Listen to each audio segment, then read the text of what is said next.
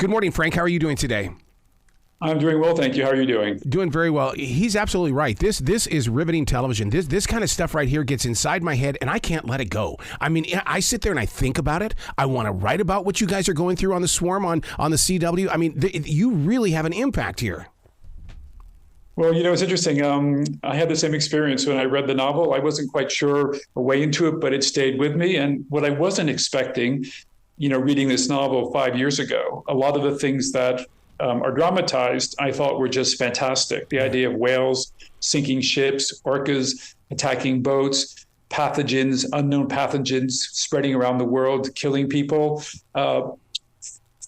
floods and tsunamis. Suddenly, all of the stuff that was fantasy is all happened within the last couple of years. So some of these events have caught up with us, which is not a good thing.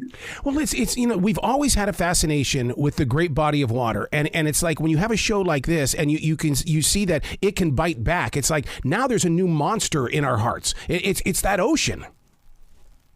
It's interesting, and again, what I was interested in is that I did want to make a monster movie, and I wanted to make a monster movie when you realize that the monster is us. You feel very different about. Someone asked me early on, how are you going to feel sympathy for this monster that's killing all these people? And I said, well, how do you feel about people who kill out of self-defense? If you're protecting the people you love, the creatures you love, the world you love, that's very different than being a. So I sort of approached it thinking, yeah, we need to understand that whatever the bad stuff that's happening, we brought it on ourselves. Yeah. The show we're talking about is The Swarm on the CW, and I really strongly suggest for listeners to get the CW app because, and you're not too late for this show. This way you can jump into a binge watch because The Swarm is something that is going to create conversation. Do you guys have those conversations on the set? We have them on the set. We obviously have them at the beginning. Yeah. But every time an actor comes, you have the conversations again. And it's interesting. A lot of people,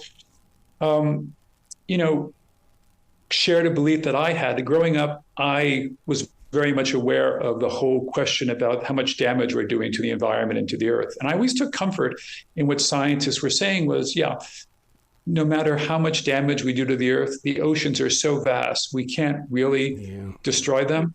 And unfortunately, I think scientists now realize that's no longer true. We're at a point where we're really doing some pretty serious damage. And as one of our characters says very simply, if the oceans die, we die. And that's the world we're facing right now and the world that we dramatize in The Swarm. And isn't it odd how something like this is basically a picture of our reality? I mean, it seems like Hollywood has always done that in a way that they will take reality, create a story, and then we start making a difference. But the thing is, just like the other day, I asked somebody, I said, but is it too late? Can we really start making a difference? Well, I hope it's not too late. And one of the things when we made the drama, I just felt it was really important both for our main characters and also for the audience not to lose hope. If you watch a drama like this and you think, we're screwed, that's it, there's nothing we can do, you come away giving up. And I didn't want our characters to give up. And I'm hoping the audience will think, maybe we need to start thinking about this, and hopefully it isn't too late and we can do something about it. How much of this is actually filmed on the water? Because we get to see a lot of water. When you shoot on the water, there are three things you do, and every choice is predicated on how can you protect your crew and your actors. Yes. So when it's safe, you try always to shoot on a boat in the water. But those have to be very, very controlled conditions. Anytime that anything's underwater, by and large, anytime conditions are a little bit risky or there's stunts, you always do that in a tank. You try to find a tank with a really big pool that you can replicate the climate. And then the last result for things that are particularly difficult to do or dangerous, you use visual effects or computer-generated images. So it's those three tools that you have to create those scenes. And they're very time-consuming. Anything on water takes about twice, if not three times as long as on land. Yeah. To take a book and to turn it into moving pictures, I can't imagine what that does inside your imagination, because we all get our own interpretation of a story, but you're taking this story to a level to where we all understand and we're all picking up on the same thing.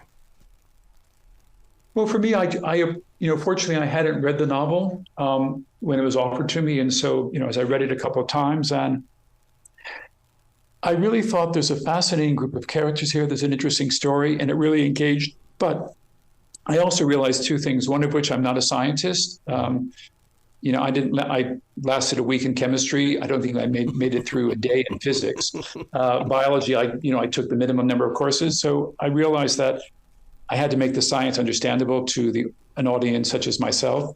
So one of the things we did is we decided that instead of having a lot of world-class scientists, mostly older men who go through the novel, we decided to add a lot of younger characters. So our scientists are graduate students, sort of in their teens, some in their 20s. So they're learning about science. They want to be scientists, and they're very smart. But it means they can explain things to each other and explain it to the audience.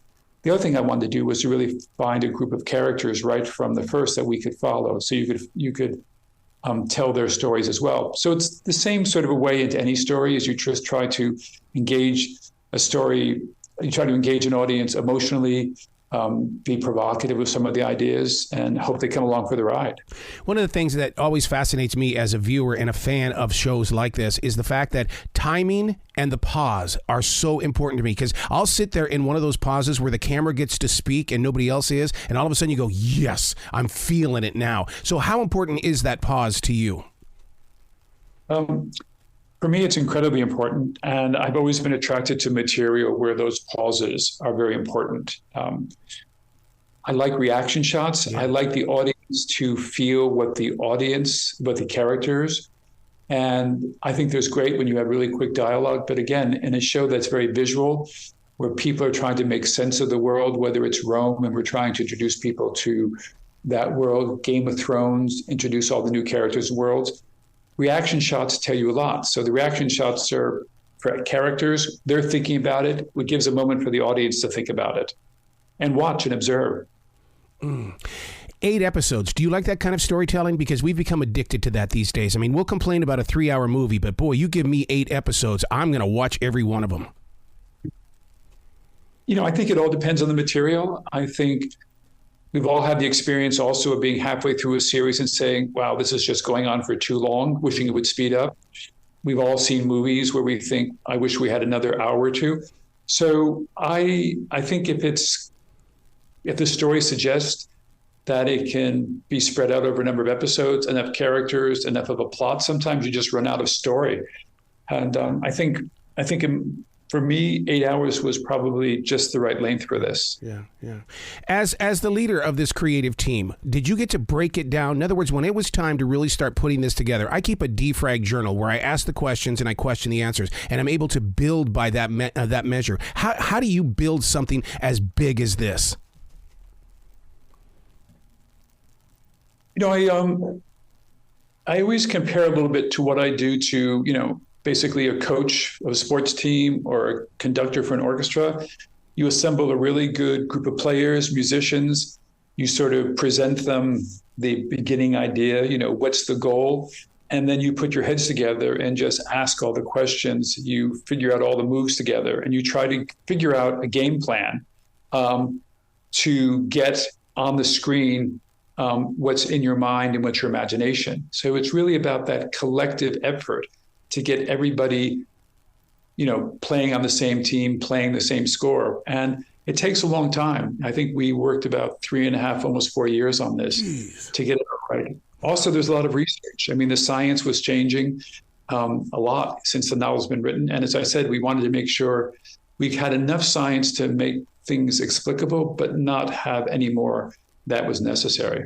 Well, how do you deal with those moments where you've got those that say, come on, let's get on with this project. Come on. But yet you've got to be able to be that anchor saying, whoa, hold on. I'm going over here to get a little bit more research to make sure that we get this pretty much right. For me, filmmaking is very fluid. There are people out there who think that you want to have a locked script, that every word has to be perfect before you start. I've always thought some really interesting things happen once you start pre-production, once you start shooting. So I try to put together a plan and a budget and a schedule so that if things happen, you're shooting episode 1, some interesting things happen between the characters, some other people bringing thoughts so you can adjust as you go along. Then in post-production, it's amazing how much rewriting, how much restructuring you do. So for me, it's a continual process. There's never, until it's locked. It's never done. And unfortunately, I rarely go back and watch things after I finish them, because all I do is sit there and think, Yep. well, I wish I'd done it differently. It could have been better. So it's really hard for me to walk away. But when I walk away, I just think, okay, that's it. We've done the best we can. And yeah, it's now other people to pass judgment on us. One of my favorite things is the post-production. I call that the fermenting period, because it's fermented a little bit and you've kind of disconnected from that moment. So when you go in there to do post-production, it's like, okay, now we have fresh eyes. Let's go ahead and let's build this story.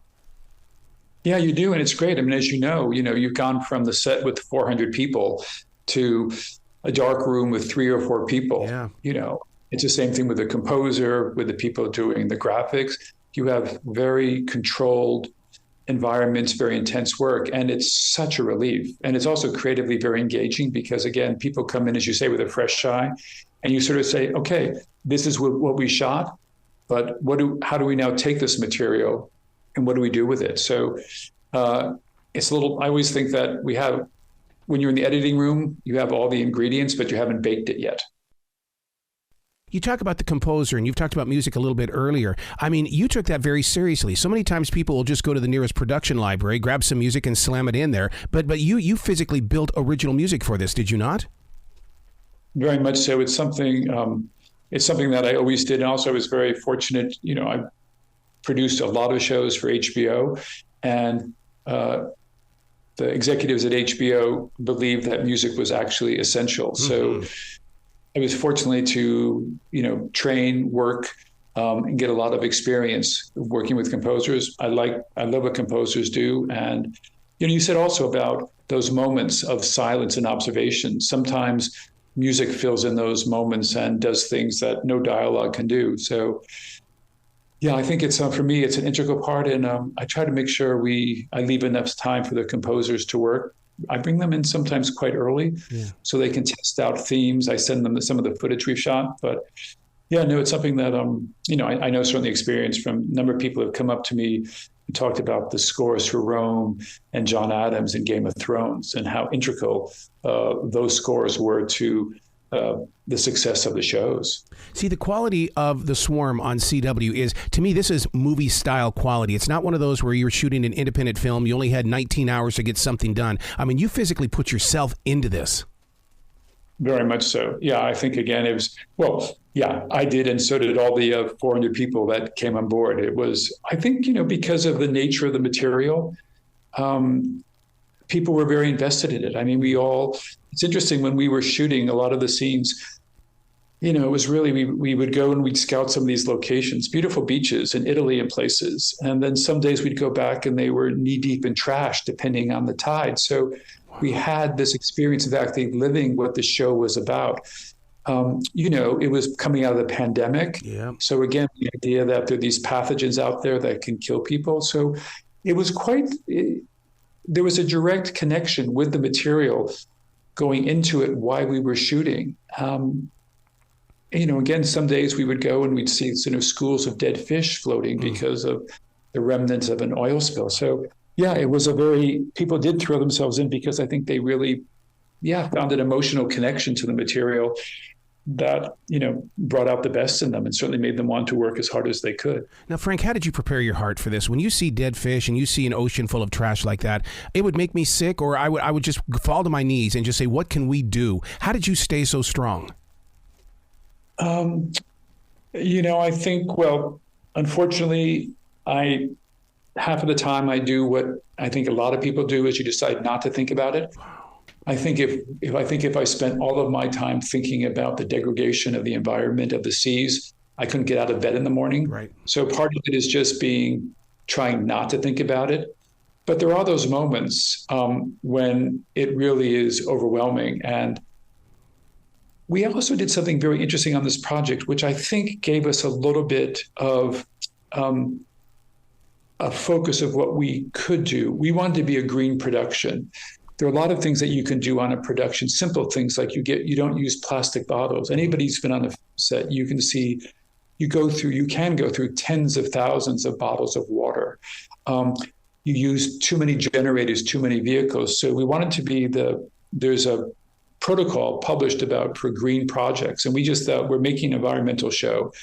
So the fact that everybody there, we were sticking to this protocol, it made us feel we were very proactive in our own small way, but we came out with a really good green rating. It was very satisfying when we submitted our production reports, we talked to the authorities, the consultants, and they gave us a great rating. So I think we all came away thinking, wow, we actually filmed, produced in a way we have never done before. And I'd heard about this, we had talked about it, but I never sat down and thought about it. And it was a little time consuming, a bit more expensive, but it certainly was worth it. And as I said, on this project, it was essential. And I think that was a little bit of a antidote. I mean, you felt bad about what was going on. You thought, okay, at least I'm not making it worse. So I'm trying to make it a little better. Yeah. Is there a side of your personality or your creative drive and love for this planet that maybe you'll team up with Discovery or National Geographic to start doing regular documentaries? Because, I mean, I can hear your passion. You know, I love documentaries, but I'm not a documentary filmmaker. Okay. And what I've always tried to do is to find projects that address the issues I feel strongly about in drama. So I think my contribution to the world of these type of environmental issues is really, coming through stories. And I've got a couple other projects where touch on this, but also in different ways. So I've always been intrigued by that and it also was part of the DNA when I started out with HBO. And I think I was really pleased that CW signed onto this and embraced it, because I think it is really important for that audience to experience something that they may not get from a documentary, which is watching our characters deal with this in a more emotional and personal way. I would love to see some numbers on people that are watching The Swarm on CW in the way of how they're going to protect their own oceans. In other words, my ocean is this beautiful forest in South Charlotte that I've been fighting for since 1992. All of the animals have returned, and so to hear you speak of the ocean that way, we want to save the trees as well and the ocean, and we have to create something that's going to be safe for the environment. And I think that everybody has those storms in their life. Do something about it. Write stories. Do something about it. Yeah, and also make people realize that actually don't think the problem is so vast that you can't do anything about it. I mean, millions of small contributions will make a difference. I mean, again, the fact that this 1 6-month production, we left the environment in as good shape as we had gone there. We hadn't degraded it all. So there are those small victories, small things we can all do. And I just hope people don't give up hope and don't get so discouraged that they don't do the kind of things that you're obviously doing to save forests. And, I was one of those people for a long time. I thought my contribution was, sending a contribution to the causes. And I thought and now I've realized that actually that's the easy way out. So I have to start making some sacrifices and thinking a bit more seriously about how I live my life, both as an individual and as a professional filmmaker. Yeah, I don't know how other viewers are watching the show, but when I watch The Swarm on CW, my program comes with the subtitles, and I've gone into to kind of disconnect it. It won't go away. But every one of my episodes have subtitles. Well, I think there's subtitles. I'm assuming only for the foreign language, the sections with the characters, or they. Okay, maybe that's what I should be looking for. But no, I love it, though, because what it does is that, because I want to know exactly what they say. I never want to assume when you've got this much drama, I want the exact words so that I can really dive into the story. Yeah, I think, but I'm not sure how the app works, but I think that there is definitely the English language version. You can watch it with subtitles, but in the English language version, they'll also have the subtitles. They're the scenes where a little bit of French, a little bit of Japanese. Yeah. We just think that anytime we had characters together whose native language was not English, it made more sense. As scientists, they would speak that. But I think there should be a way to, again, I don't do this part of it, but I think there should be a way to be able to have no subtitles, lots of subtitles, or just selected ones. I hope you find out how. Absolutely. Well, I can't thank you enough for The Swarm on CW. Please come back to this show anytime in the future. Well, I hope you'll have me back as soon as I come up with another show that you and your listeners might be interested in. Thanks again. You be brilliant today, okay, Frank? Thanks. You take care. Bye-bye.